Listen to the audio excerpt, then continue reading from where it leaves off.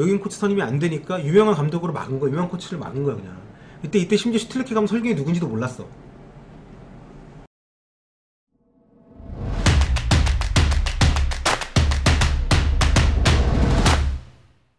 그럼 저 위원님 보시기에 큐브의 문제 뭐 어떤 게 있을까요? 그러니까 아니, 진짜 제가 보니까 엄청 많이 쓰셨더라고요. 저기 대표팀 코치 인상할 때도 네.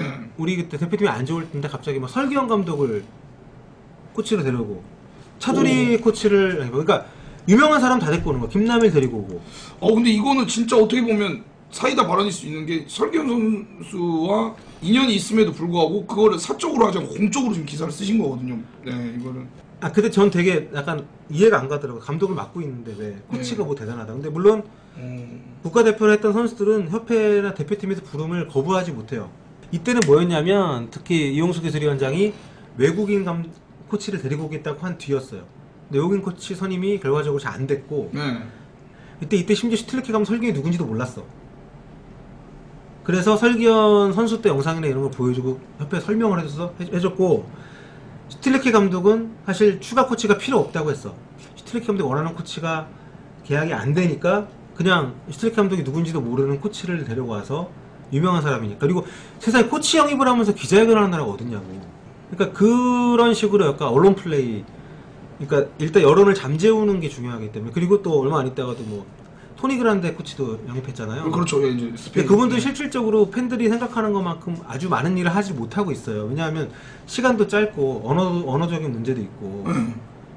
그리고 감독, 특히 한국적인 체제에서는 감독이 정권을 쥐고 있기 때문에 감독이 낯선 감독, 말도 안 통하고 이 훈련 환경이나 모든 축구 지식 배경이 다른 코치가 왔다고 해서 팀에 완전히 녹아들기가 어렵거든.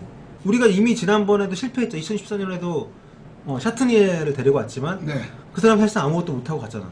그렇죠. 그냥 외국인 코치 데리고 왔다라고 이렇게 그냥 약간 보여주기 싫어. 여러 누마용이죠. 그러니까 그런 것들을 계속 옛날부터 계속 반복을 하고 있어요. 그러니까 제가 2004년에도 본프레라 감독 자를 때 100분, 그때는 지금 생각하면 부럽지만 100분 토론에서 그걸 다뤘어요. 대표팀 감독 경질에 대해서. 네네네. 그때 제가 대표팀 감독 경질 반대 패널로 나가서 얘기를 했었는데 네.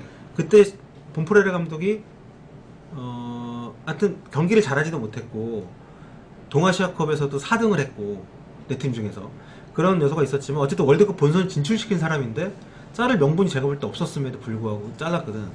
근데 그게 계속 반복이 그대로 되고 있잖아요. 계속 누구지 그 베어백도 그렇죠. 핀베어 그랬었고 네. 뭐 그 뒤에 쿠엘류도 있고 네, 뭐 계속해서 그 그런 다음은 식으로 아니겠지만 예. 자르고 그 다음에 또 땜빵용으로 신태용 감독한테 미안하지만 충분히 준비가 된 상황에서 어떤 여유 있는 인선을 통해서 모신 게 아니라 그냥 코치하던 사람 올린 거잖아요. 이게 반복이 되고 있다고 봐요.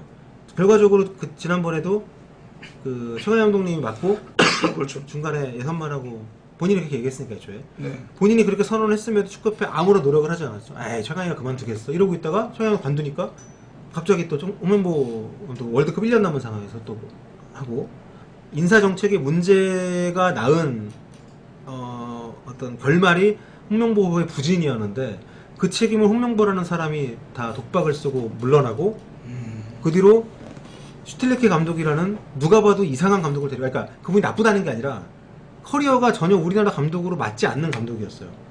동아시아 축구를 잘하는 것도 아니고 감독으로 이룬 성과도 별로 없고 선수 때는 물론 대단한 선수였지만 그렇죠. 아니 슈틸리케에 대해서 저도 이주원 형님한테 얘기 들었는데 네. 굉장히 좀 뭔가 보여주기식의 감독이더라고요. 나 이렇게 하고 있다. 그러니까 레알 마드리드 출신 나오잖아요. 그러니까 그렇게 간판이 있는 사람을 선호해요. 예. 그분이 슬슬 뭔가 책임회피성 인터뷰를 하기 시작을 해서 그때도 뭐 제가 이런 얘기 하고 있지만 제가 제일 먼저 실명으로 슈틸리케 감독의 인터뷰에 대해서 비판하는 글을 쓰고 네. 그때만 욕을 많이 먹었어요. 협회 직원들도 전화해서 막 아니 왜 지금 대표팀 위기인데 이런 얘기 왜 쓰냐. 근데 그러니까 그때 제 입장에서는 제 주장이 다행히 맞았던 게 이란 가서 경기 끝나고 이란이 아니지 그때 카타르 네. 소리아 같은 선수가 없었다. 손흥민 인도비는 이런 얘기를 하고 또 그때 카타르 나가면서 그랬나?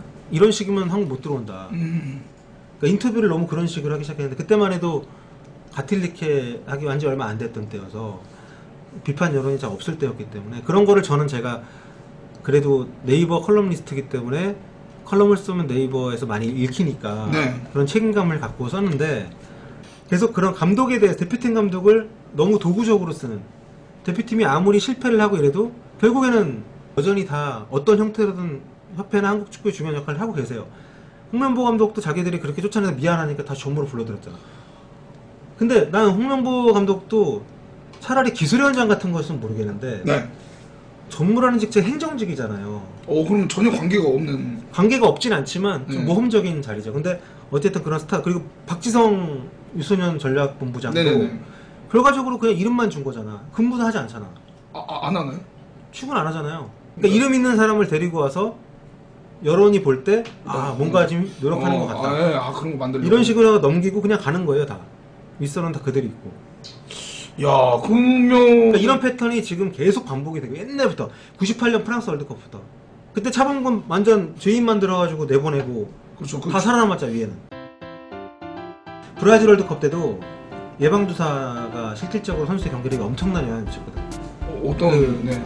풍토병 예방주사. 그 주사가 이제 바이러스를 넣어서 몸에 미리 아프게 해가지고 항체를 만드는 거거든.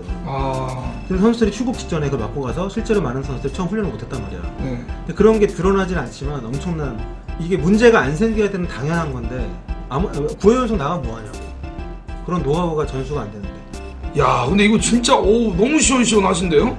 아니 이런 말 하겠는데 어떤 새끼가 축협에 계라했어요? 제가 뭐 한번 찾아보겠습니다.